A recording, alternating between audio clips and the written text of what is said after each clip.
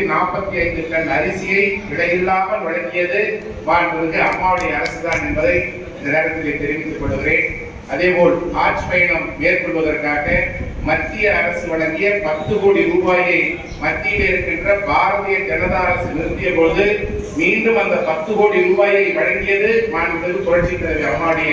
ஆட்சியில்தான். சென்னையிலே வருகின்ற ஆட்சி பயன்களுக்கு ஆட்சி கட்டிடம் கட்டி தந்ததும் மாண்புமிகு புரட்சித் தலைவி அம்மாவுடைய ஆட்சிதான் என்பதை இந்த நேரத்தில் நினைவுபடுத்தி மிக சிறப்பான முறையிலே நம்முடைய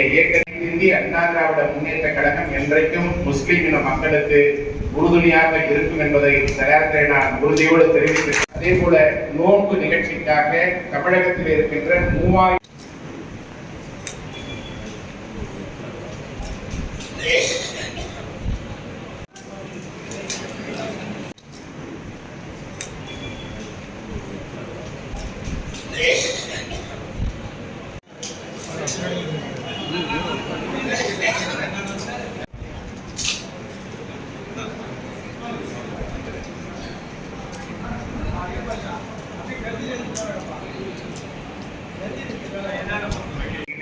கலந்து கொள்வதற்கான வாய்ப்பினை வழங்கிய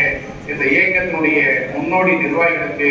போலூர் சட்டமன்ற தொகுதியின் சார்பிலேயும் அனைத்து இந்திய அண்ணா திராவிட முன்னேற்ற கழகத்துடைய பொதுச் செயலாளர்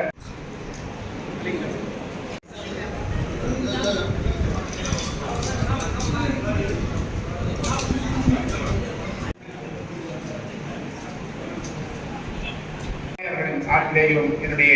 இதயம் கனிந்த வாழ்த்துகளையும் நன்றிகளையும் தெரிவித்த இடம்